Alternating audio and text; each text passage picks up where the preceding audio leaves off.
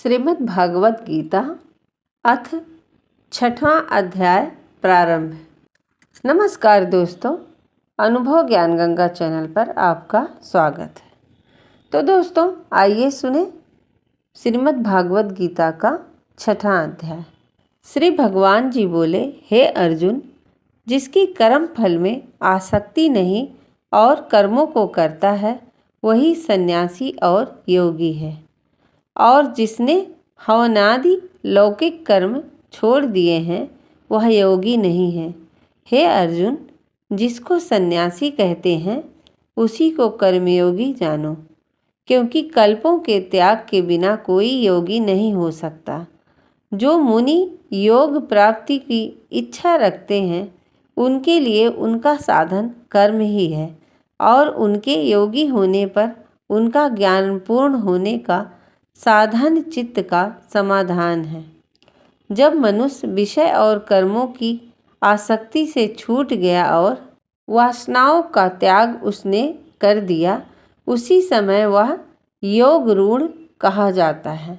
जिसने मन स्वाधीन कर लिया वह स्वयं हितकारी है, और जिसने विवेक का त्याग किया वह स्वयं ही अपना शत्रु है।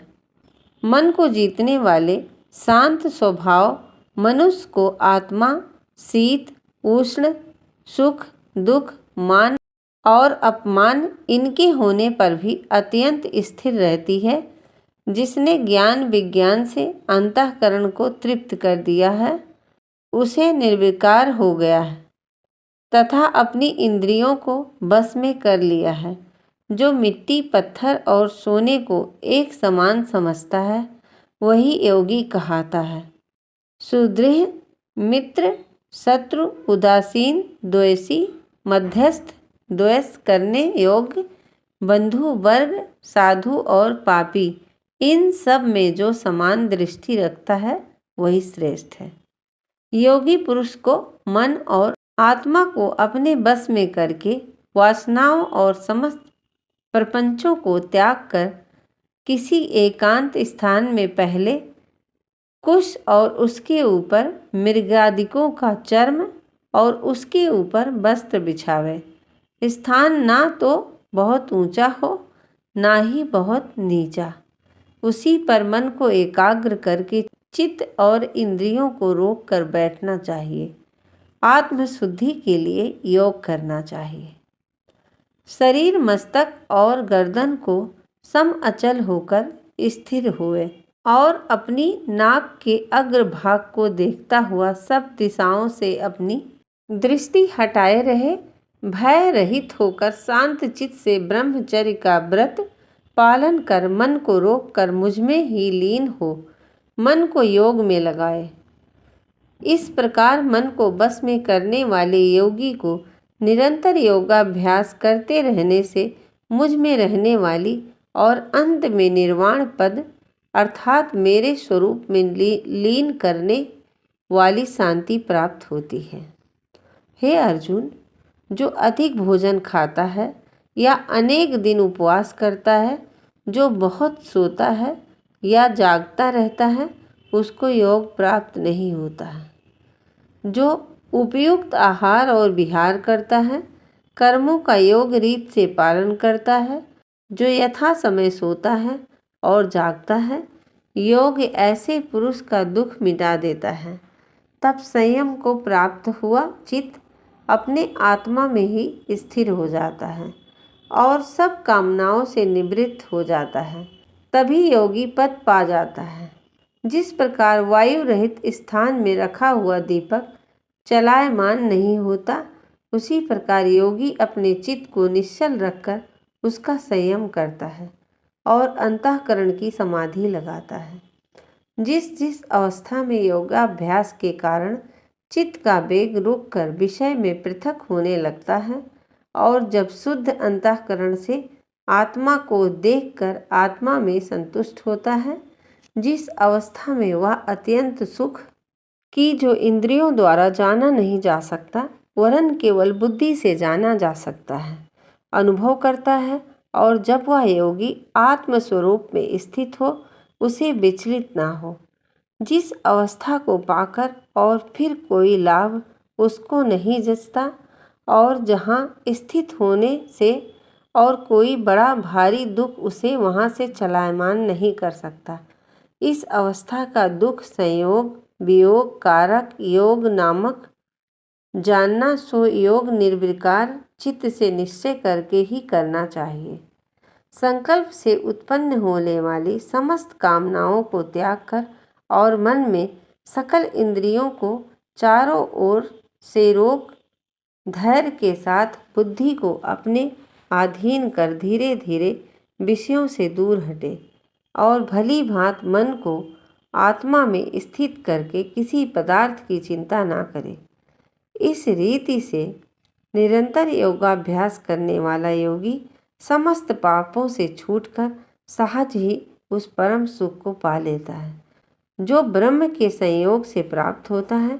जिसका मन योग में स्थिर हो गया उसकी दृष्टि भी सर्वत्र समान हो जाती है। वह सब प्राणियों में अपने को और अपने मन में सब प्राणियों को देखता है। जो सब में मुझको और मुझ में सबको देखता है उससे मैं अलग नहीं हूँ और मुझसे वह अलग नहीं है। हे अर्जुन, जो सब प्राणियों के दुख सुख को अपने दुख सुख के समान समझता है और सबको समभाव से देखता है वही श्रेष्ठ योगी है।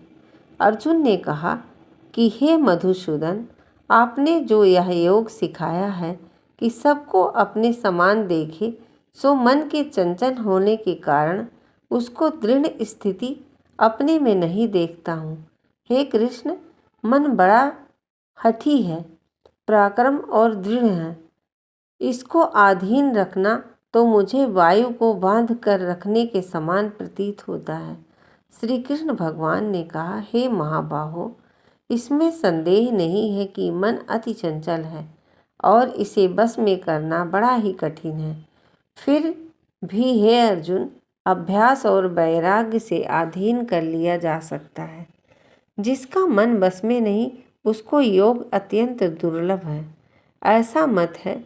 परंतु मन को बस में करने वाले प्रयत्न करते रहने से उपाय द्वारा इस योग को प्राप्त कर सकते हैं। अर्जुन ने कहा, हे श्री कृष्ण, जिसमें श्रद्धा तो है पर जो योग प्राप्त करने में सफल नहीं हुआ और जिसका चित्त योग से विचलित हो गया हो वह योग सिद्धि नहीं पाने से किसी गति को जा पहुँचता है। हे महाबाहु, जिसका पहला आश्रय भी गया और ब्रह्म प्राप्ति भी नहीं हुई वह दोनों ओर से भ्रष्ट होकर विभिन्न मेघ के समान नष्ट तो नहीं हो जाता। हे कृष्ण, मेरा यह संदेह आपको ही दूर करना पड़ेगा।